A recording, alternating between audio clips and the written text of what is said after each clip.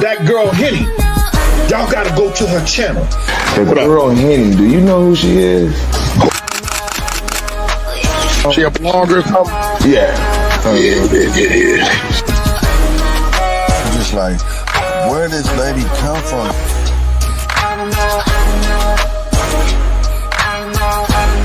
Girl been on your ass. She on your life, G. Shout out to Henny over there.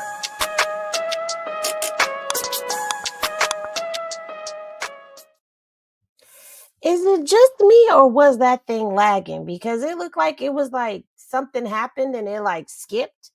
I don't know, but what's popping, everybody? Welcome back to the bar. It's a late night spill with your girl Henny, and we are about to get tipsy off this topic.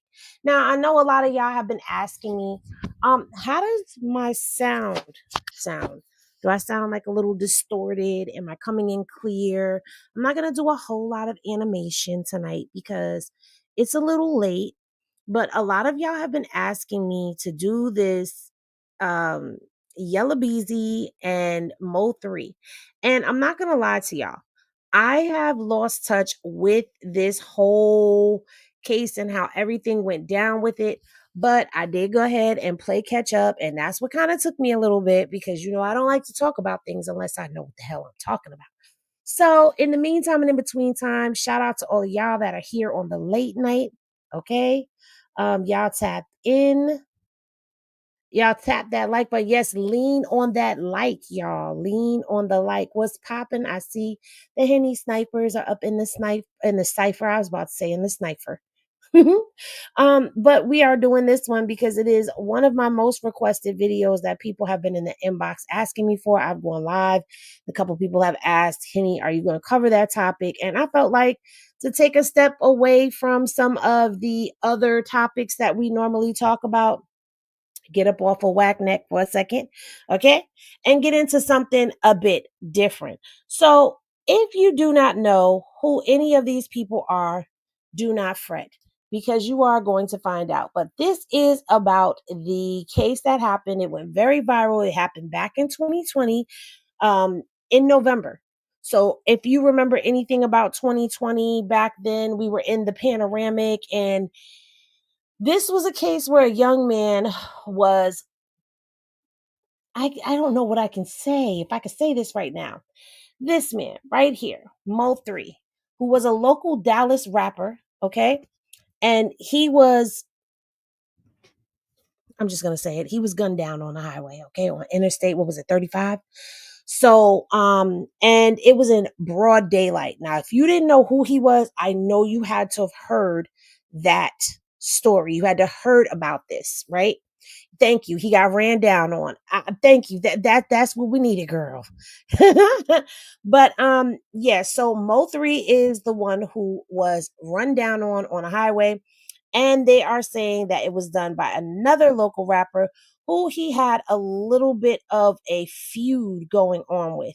And the person who he had that feud going on with is a name that's been buzzing around the internet. And his name is Yella Beezy. Now, this is Yella Beezy here in this photo. And we are going to get into this because this is not just about Mo3. Oh, no. There are more players that are involved in this. There's other people that are being looked at as well. And as you see, once we start to unfold, that it is definitely, there may be another arrest on the horizon for y'all who have been following this. All right. So we're going to take it from the top. I'm going to give y'all a little bit of backstory and then we're going to get all the way into it. All right. So this is going to be different. Let me just let y'all know that because we are not going to do our traditional, let me pull up this video and show you what he said. And let me pull up this article and read this article to you. No, it's just going to be me, you, and the story. And I may pull the court docs for those of y'all who want to see the court docs, but I think this story is going to do it all for you, okay? So we're going to dive deep into the Dallas rap game, all right? That's where we're going, into the Dallas rap game and into a story that's bigger than music, deeper than lyrics, and darker than fame, all right? We're talking about power, jealousy, murder, and capital murder indictments that's got a whole city watching. And I'm going to go as far as to say it's not just the whole city that's watching. It's got the whole internet and the hip hop community watching. All right. This is a tale of 3 artists. Okay. We're going to get into it. And I didn't mention the 3rd artist, but thanks to Poppington, who was in the cipher, shout out to you. She reminded me that there is one that I cannot leave out. Okay. 3 artists, one gone way too soon, one fighting for his life, and the other one is staying quiet while the feds are circling him like vultures. All right. So y'all roll up, pour up, sit back, do whatever it is that y'all are going to do, because this is the rise and fall of Mo3 and the murder indictment of Yella Beezy. All right.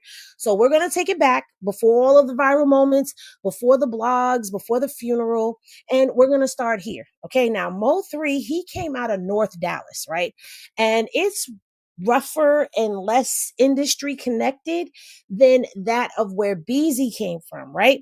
So he was moving around based off of what I have seen in interviews. He's talked about growing up in the projects, sleeping on his couch, his mama taking in all these kids that ran away.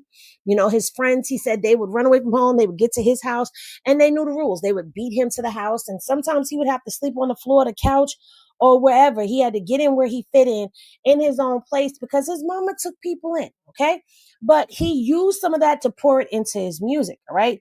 He didn't sound like a Dallas rapper. He sounded like he was singing his soul on some of these tracks. Cause I took the time to actually go back and listen to some of his songs. And I'm not going to lie to you, I was not a Mo3 fan. So I didn't know all of his music, but yeah, you know, I liked a lot of his songs. I did not find myself skipping through. I will say that. Okay. And that's big. That's big. When you don't skip through somebody's album, that is big. All right. Meanwhile, Yella Beezy and the other artist that we're talking about is Trapboy Freddy. Now, they were from Oak Cliff, and Oak Cliff kind of has a name for it. And it's like kind of said that if you get out of there, you get stripes. All right. Now, I don't know if you have ever had to fight for your spot in a city. Like if you've been doing something and you got to fight for your spot, but that's what Mo3 was doing every single day. All right. Now, Yella Beezy's real name is Marquise Conway. Right. To give you a little backstory on him, he lost his father when he was 12. Right. He lost his father to being unalived. But although he lost his father, and that was very traumatic for him, he continued to like hustle and hone in on his craft. And when he was 13, he stepped out and started rapping. Right now, the people from Oak Cliff said that Beezy always had confidence, and sometimes he was cocky, which if you've ever watched any of his interviews, you kind of see that. If you've ever caught any of the Instagram lives that are still up on YouTube, you get a feel of that as well. And they say that sometimes it was well deserved. Now, this other dude, Trapboy Freddy, he was like known as a wild card, and he was known for like his antics and his loud energy, flashy style. And like Freddy had like the streets kind of like on lock though. But the feds had their eyes on him earlier, right? Maybe we might have to do a video on Trapboy Freddy. I don't know. Okay. But anyway, he was in and out of trouble. And it was like every time he would go away, he would come back out and he would like bounce back. Like I think anybody who grew up in the hood, you know, a person like that who goes away, they get incarcerated, they come back home and they just bounce right back. But what's wild is before all of this feuding, Mo3 and Beezy weren't always enemies. And they did a track together. They did a song together called Hold Up. Now, anybody who is familiar with this story, please let me know, you know, what y'all are thinking, because this is for y'all. This is for y'all. All right. So, I wouldn't say that they were friends. Okay. When we say that they did a track together, normally you think like friends, that they were closely associated with each other. But from what I read and what I gathered, it was more like they had kind of a mutual respect for one another. And back then it looked like it could have been unity to people, but Dallas was watching the 2 stars rise, and that unity, honestly, it didn't last long at all. Okay. People close to the early like Mo3 Beezy collaboration say that there was tensions that started right after the track dropped. Okay. So it was very short-lived. All right. Rumors say someone in Beezy's camp didn't want Mo3 getting any shine at all. Now, they didn't say it was Beezy, but they did say that it was somebody in his camp, and you know that if it's someone in someone's camp that is talking, then they usually get in somebody's ear. All right. And, I don't know, like, what do you guys think? Like, what if the collaboration had actually turned into like a joint tape, like a joint effort between the two of them and it would up?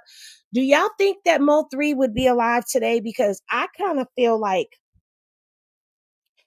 if there had never been any like tension, jealousy, animosity, be it from Beezy's camp or Beezy himself, I don't think that it would have ever got there, but I don't know. I don't know. We're going to continue on with the story, but um I don't know. And then it's like when they decided to jump on a track together, like a lot of times what happens, and we see it all the time, like how Glorilla was a new upcoming artist and Cardi jumped on her song to help her out. Like Cardi reached out and gave her some clout.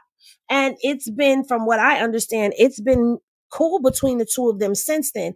So I don't know if it was like really like embracing and like real love between the two of them, or if it was just fake industry peace because somebody needed somebody. But anyway, let me know what y'all think about that. All right. So now let's talk about who got hot first. Because remember, the two of them, they were underground. They had released a lot of different mixtapes and all of that. But we're going to talk about who got hot and who did not. And who got hot first was Yella Beezy. Now, he hit the mainstream with his song That's On Me back in 2027, right? And boom, it went viral. He had like 300 million views. Every radio station in Texas had it on repeat. And then L.A. Reid signed him to Hitco, which was L.A. Reid's label at the time.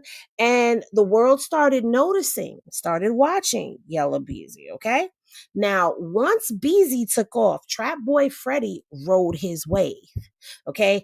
They had that like brotherhood vibe, like kind of like if you shine, I shine. And Freddy always supported Beezy on social media and music and in real life. Because the thing is, Beezy and Trapboy Freddy, remember, they were both from the same hood. So they knew one another, okay? But Freddie had his own heat that was going on, all right? And he dropped his music and, it went hard in the South for him. But Mo3, he was on a different wave, okay? He was street famous. His YouTube was booming and numbers don't lie, all right? So everybody, Broken Love and Keep It G, those were his songs that were up on YouTube and they were like doing millions.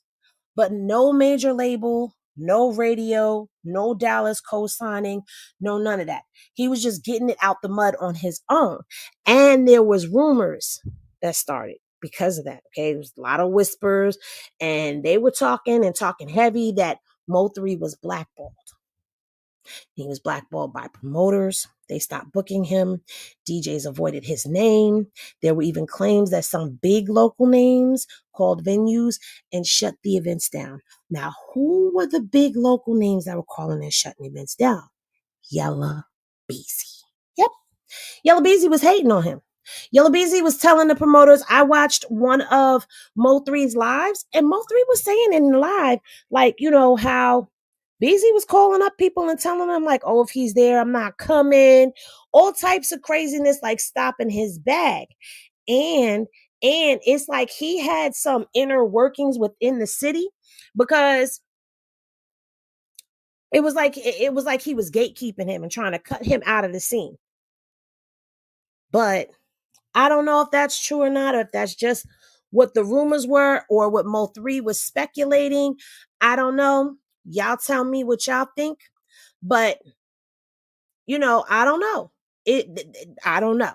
Because let me tell you also, at this point in time, Mo3 and Beezy and Trapboy Freddy were all like throwing subs at one another. Well, I can't say Mo3 because he usually just said what he had to say. Okay. There wasn't no cutting around the corners with him. He was going to say what he had to say, but it was like shots being taken at one another in songs and all types of stuff, trolling that was happening. Like Trapboy Freddy was a huge troll. Okay. A huge troll. And something else that did not sit right with Mo3 was Say Cheese. Say Cheese right here on YouTube. Now, Say Cheese hails from out of Dallas. Well, hails from out of Texas. Let me say that. He hails from out of Texas, right? His real name is Sean Cotton. Now, it's said that he was Mo3's first major platform, like where he went over there and he sat and he did an interview. And Sean believed in Mo3 in the early days, from what I understood, and he posted him. He promoted him. He even said that Mo3 was one of the most talented artists in Texas. But somewhere along the way, the relationship fell off. And the reason the relationship fell off is because Mo3 accused Say Cheese of playing both sides. And he felt like Say Cheese started favoring Beezy and Trapboy over him, giving them more shine, more posts, more love. And Mo, he ain't the type to hold nothing in. Like I said, he gonna air it out. So he aired it out. Now Sean, again, that's Say Cheese. He denied it. He denied being biased. He said that he was just trying to stay neutral. Okay. He wasn't trying to get in the midst of all of that. But, after Mo3's passing, he said that he told Mo3 to leave Dallas, that he had warned him, and he said he couldn't because of loyalty. So I don't know. Okay. I don't know, but that's what was said. Now, let me ask y'all this. Have y'all ever had someone push you out of a space to help you build? How would you react?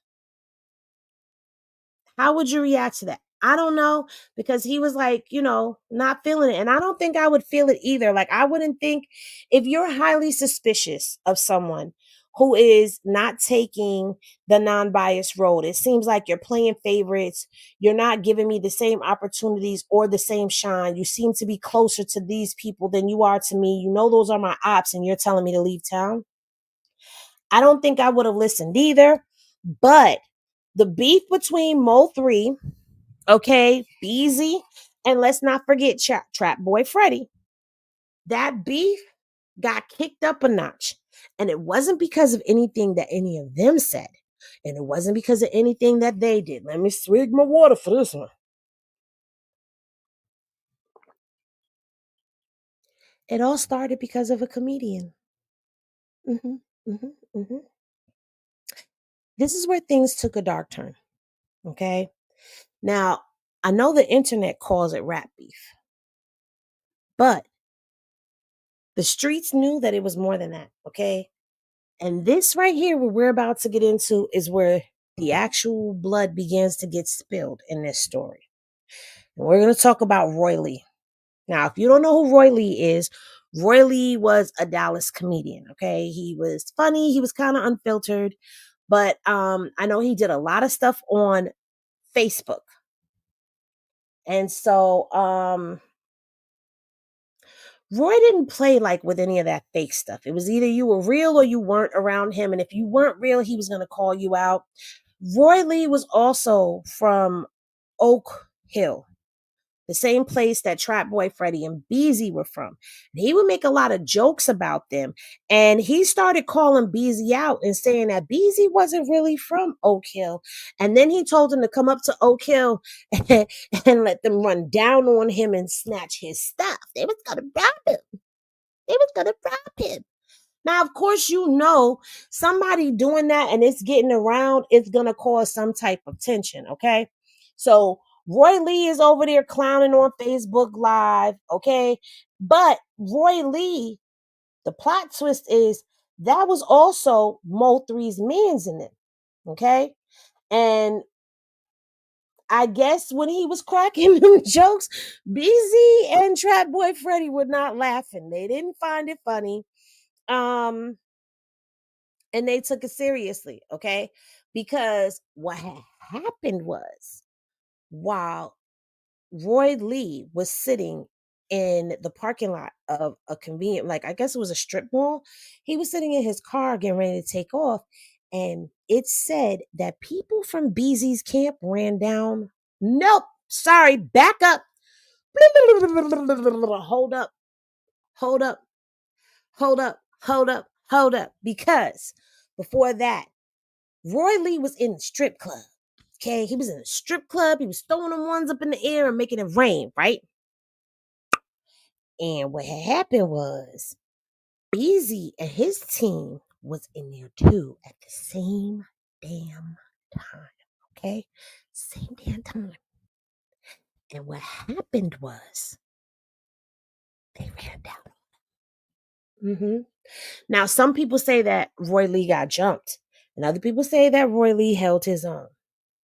But either way it goes, there was an altercation that ensued, okay? And that's what happened. And I know you're probably like, well, where was Trapboy Freddy?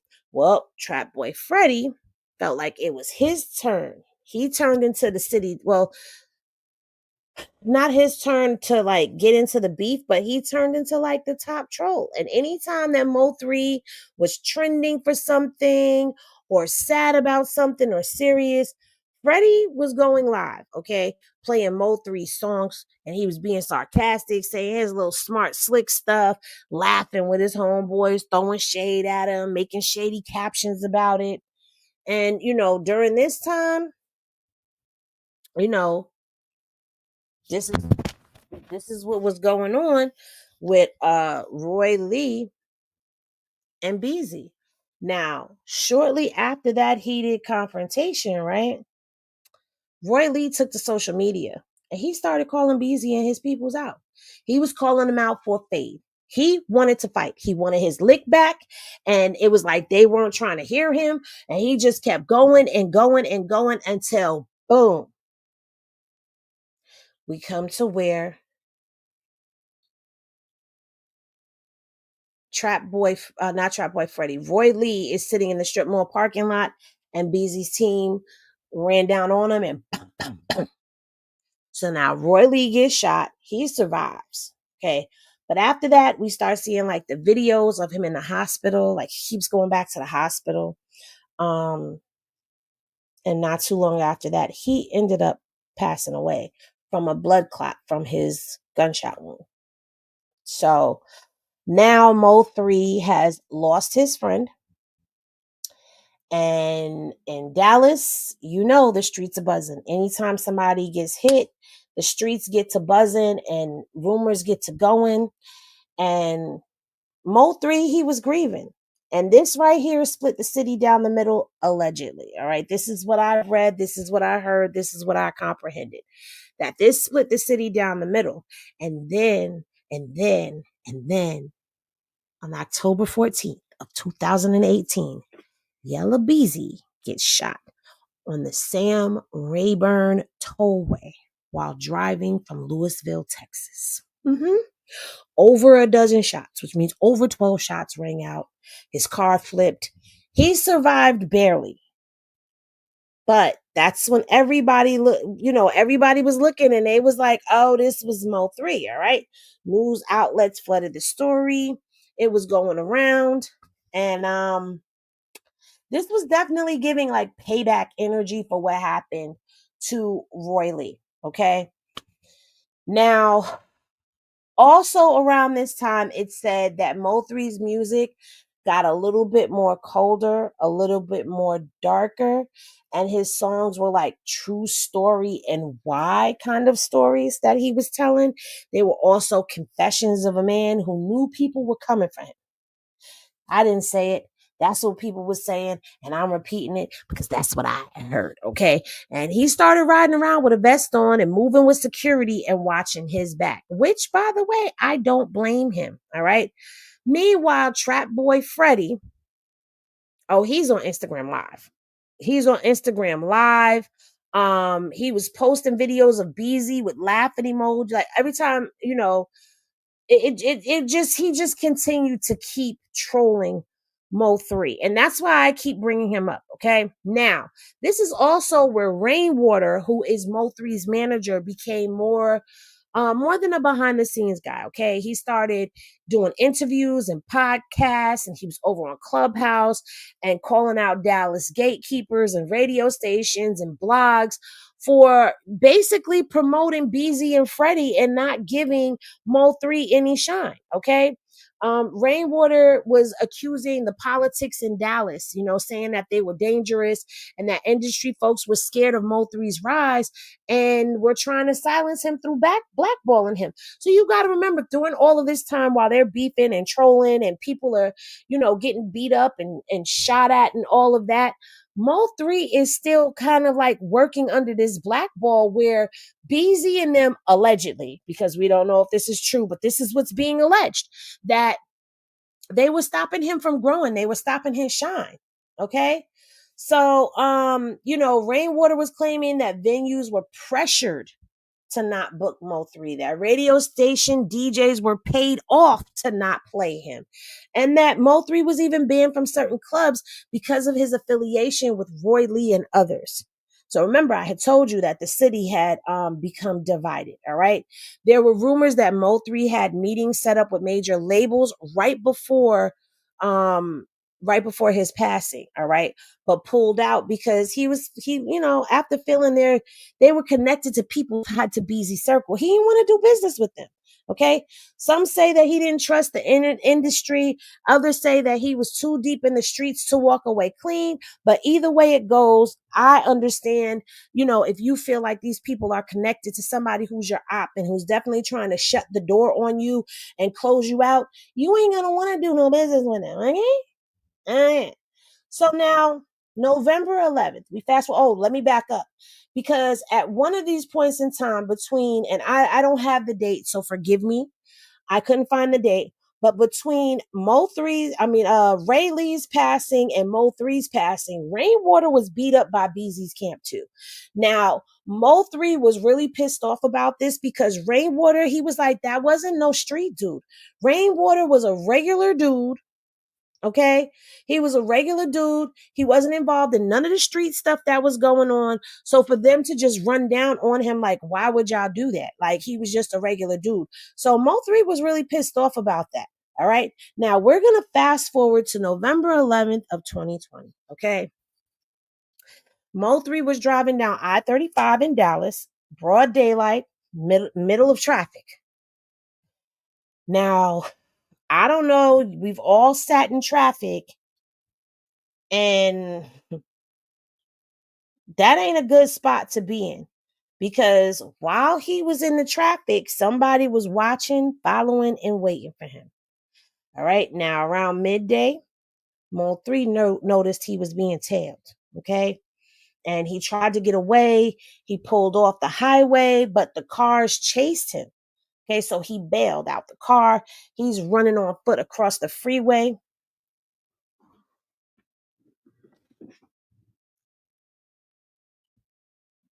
I remember seeing this scene. I don't even want to play it right now because I told y'all I wasn't going to do that. We was just going to do it like this and see how this goes.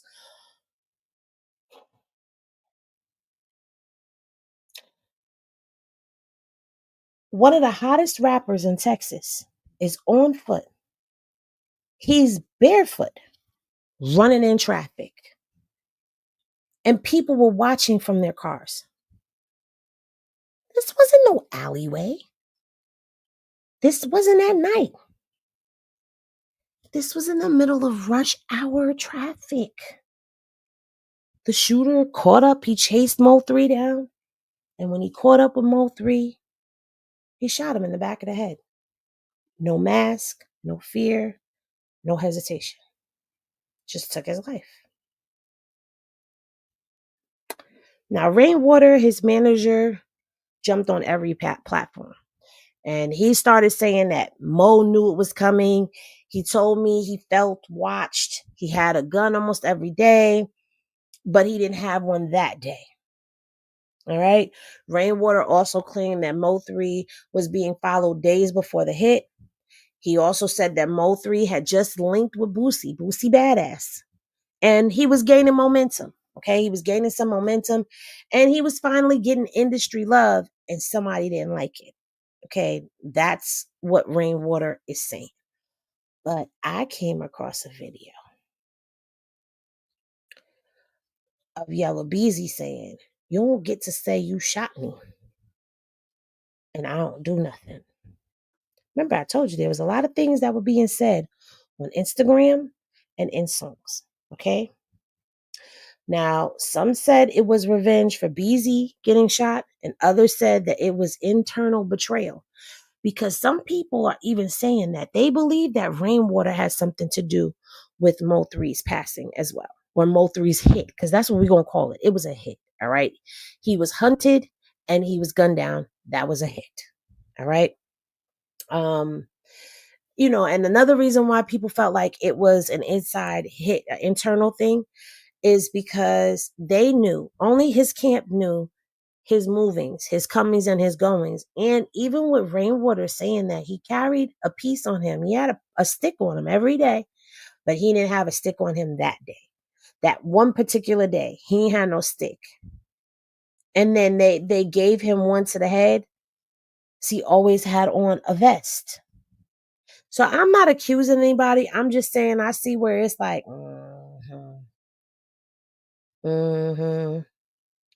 But, you know, people are also saying that maybe someone wanted him gone before he got too big, too independent, and, you know, too honest in his lyrics even. But within weeks, they had Keywan White. He was arrested, charged with murder. And then Devin Brown was arrested. Okay. But even with the 2 men in custody, people were still asking questions like who paid for it, who gave the green light, who else knew it was going to happen. Like, it was so many questions that was floating around. Like, nobody believed that this was just two random people that just ran down and just pop on him. Okay. But now here's a hypothetical question for y'all. What if Mo3 had left Dallas for good? What if he had left when Say Cheese told him to? Would he be alive? Would he be touring? Would he have been on Drink Champs? Because you know everybody goes to Drink Champs. Would he be talking about Shot as 5? Like, what do you think he would be doing? Okay. Now, the crazy thing is Mo3 had just dropped new music, and his last tracks were reflective, talking about jealousy, fake love, and feeling like a target. And some fans now believe those songs were warnings that Mo3 was using music to send messages to his killers. Okay. Now, just when you thought the story was over, we all know that it's not.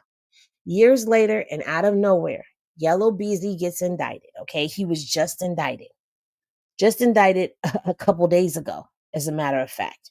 The case goes federal. The feds start naming names. The whole game is changing. All right, the whole game is changing. So now we're going to jump and fast forward to this month, just not too long ago. Okay. More than 4 years had passed, okay, after Mo3 was killed. And just when it felt like the case was going to go cold, boom, Dallas County grand jury hits Yella Beezy with a bomb. They hit him with capital murder. Now, I know y'all know that. And it's capital murder for I don't know how to say that word.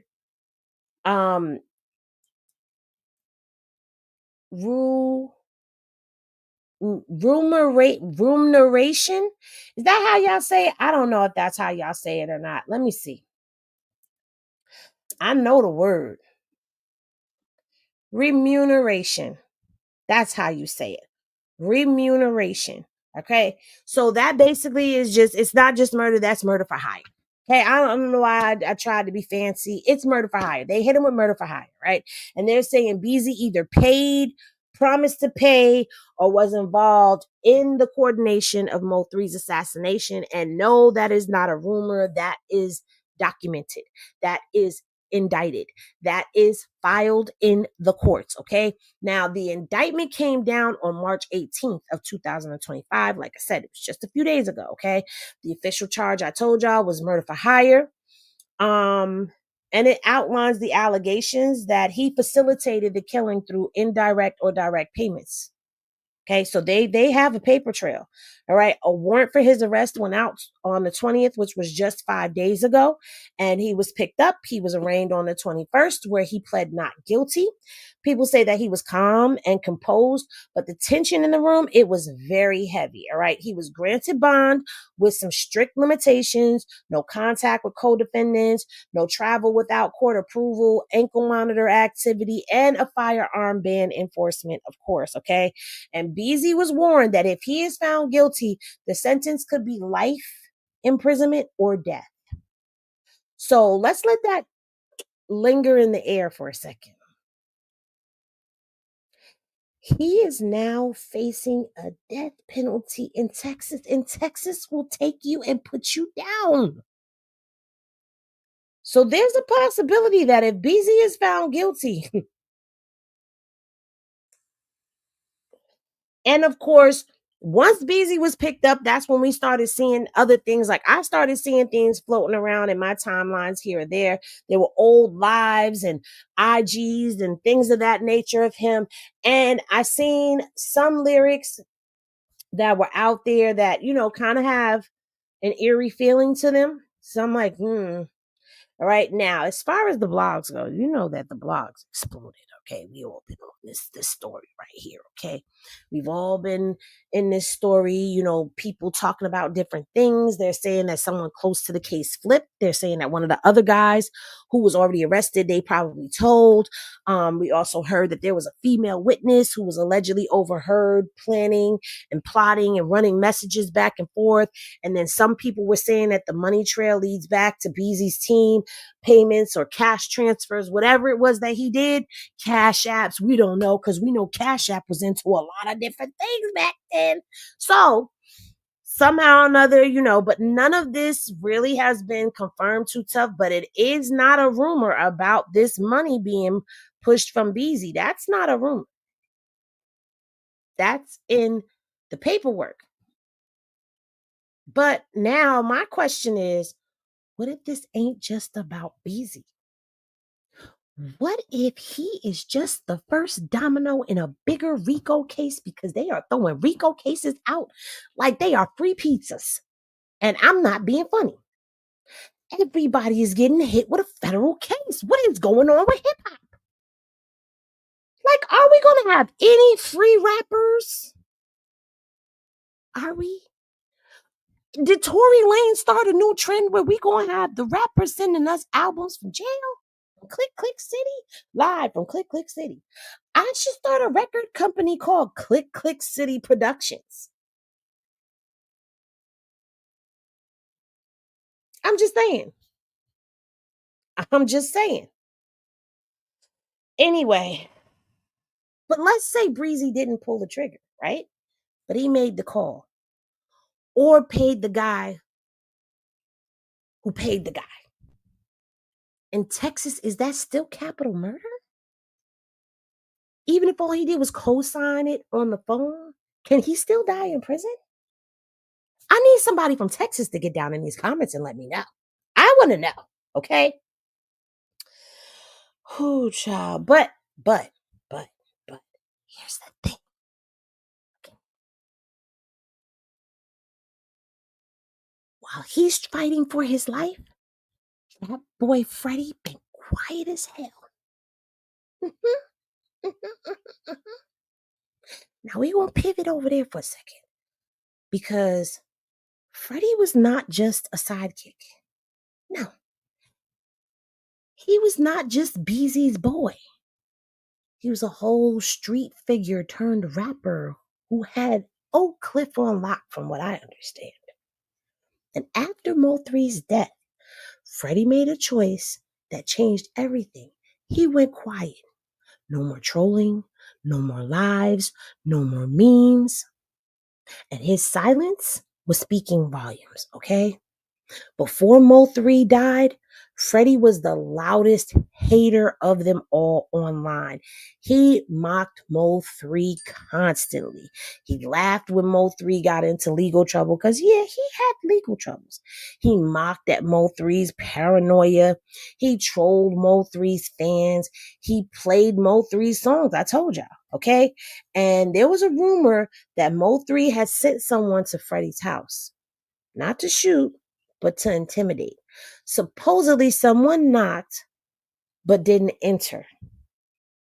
That's when the beef escalated to full-blown war, because you don't send nobody to nobody else. So now the question for me is, was Freddy involved? Let me not get ahead of myself, okay? Let me not get ahead of myself, okay? Now, in 2022, Freddy gets his door kicked in. And who kicked his door in? Them boys. The feds. They raided his spot and they found weapons and drugs. And guess what else they found? They found a tiger. Weapons and drugs and tigers. Oh my.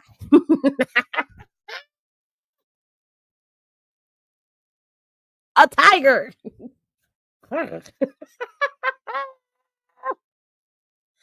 The tiger was real. It's out there. You can go Google it and see it for yourself. The tiger was real. Okay. And what were the feds looking for? Paperwork, guns, phones, and connections. Now, some believe the raid wasn't like random at all. And they're saying that the feds were watching Freddy since Mo3's death, monitoring his phone calls, tracking the movements between Freddy, Beezy, and others. And once Beezy got indicted, people started talking and saying that Freddy better watch out because he's next. Okay. Do you think Trapboy Freddy had something to do with this? Or is he just guilty of just being the biggest troll? Like y'all let me know, okay? Because I think he has something to do with it, all right? Now, if Mo3's death was the moment the streets went quiet, social media did the opposite and erupted, okay? The minute the news broke about Mo3 being, killed on I-35, Twitter, Instagram, YouTube, Facebook turned into digital crime scenes, all right? Where people were pulling up old posts, live streams, comments, songs, IG stories, screenshots from all the way back. And the reason why I'm bringing this up is because you know how people do. It was an internet sleuths. Like we get to detectiving. We get the microphone, what is it called?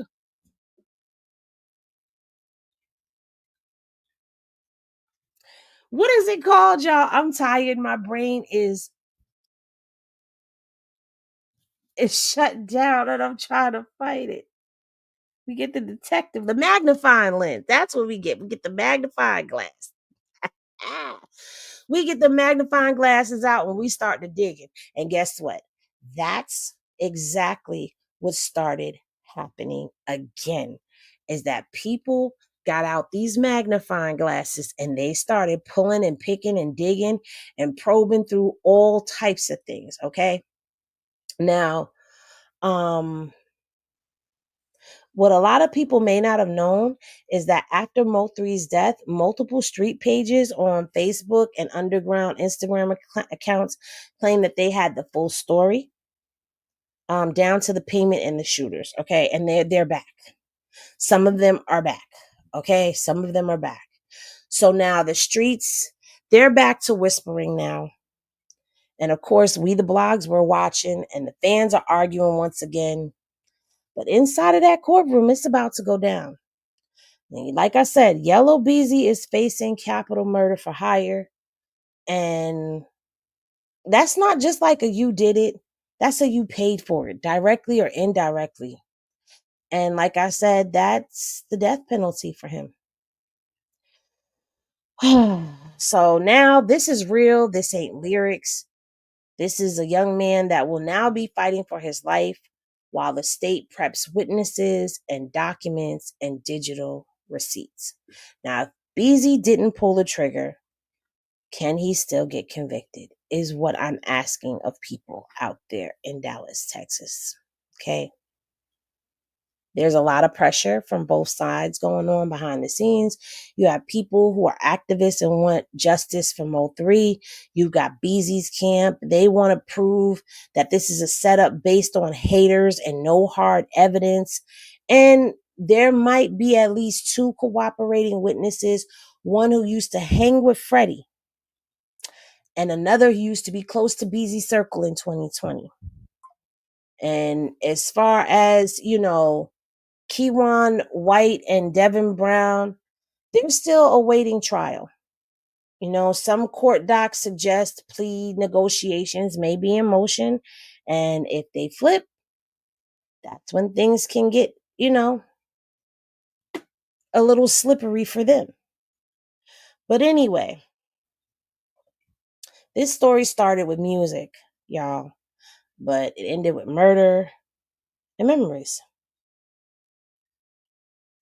Mo3 was gone at 28 years old when he was gunned down on that Dallas freeway. And he wasn't just a rapper. He was a storyteller. Okay. He gave pain a melody and struggle a soundtrack. And despite the distensions, even people who didn't rock with him had respect for his grind. All right. But let me come over here. Let me see what y'all are talking about over here. What you say? You said they can run, but Texas will come get you from any and everywhere. They are a self-made state, and the law of the judicial system. Man, listen. Trap, Beezy, and Errol Spence was too tight for them all not to know and not be involved. Now, that's another name that I need to go look up, because he didn't come up when I was looking this stuff up. You're exactly right about Texas, and he will get the same charges with more time. Damn. Freddie said, my name Bennett, and I ain't in it. Well, it don't look like it. It look like his name Paul, and he might be in it all. Okay. Seems like the government just trying to take all the black men that have money off the streets. I hate the government. Well, now, if he really did do this, you don't F around in Texas is all I know. That's all I know, too. I was told that, too. You don't play around. You can F around and find out anywhere else but Texas. She said, I nominate Jay Prince for Rico. Girl, I shouldn't even read that comment out loud. Say Cheese was probably right, and Boosie told him the same thing. A rapper is likely to die in his own city. That is definitely true. I'm going to look him up. Rumors Earl Spence was involved as well. I'm definitely going to look into that. Thank you, Ronell Goodwin, for that information. Trapboy Freddy went live right by the freeway when he got shot. I didn't see that video, child. Now, anyway,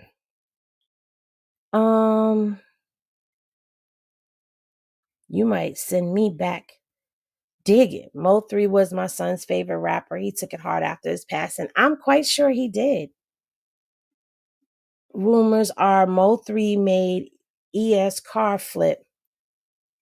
About a month later, Mo3 was killed. Now, see, nobody talks about that. You must be from Texas, or been following this story a bit more closely, because like I said, I did some digging and did some research to get this information, because I honestly was not following up with all of this. I don't think there was anything to really follow after the two men were arrested. There wasn't anything to really follow after that until now. But it was like I had to go back and I had to really refresh my memory, and I had to dig deep, because I knew about the beef, but I didn't know all the intricate details that had went on behind the scenes. Like, I didn't know about Roy Lee, and I found out about that. I didn't really know too much about Trapboy Freddy, but he better watch his back. Watch it, Freddy. Watch it. They not playing. They not playing. And I am so serious. It seems like it is definitely war on our communities. But anyway, all his enemies were close by during the hit, and they all knew it was going down. See what I'm saying? Nah, I'm from Kansas City and a boxing fan, but I've been following it closely right around when Beezy got shot. Okay. So yeah, you've been following it very closely. Trapboy Freddy neighbor is within 3 minutes from where he was shot. Wow. The South is the worst place to get in trouble. They throw the book at you for a speeding ticket. I know that's right. Street's been saying them two were involved. I'm surprised it took this long.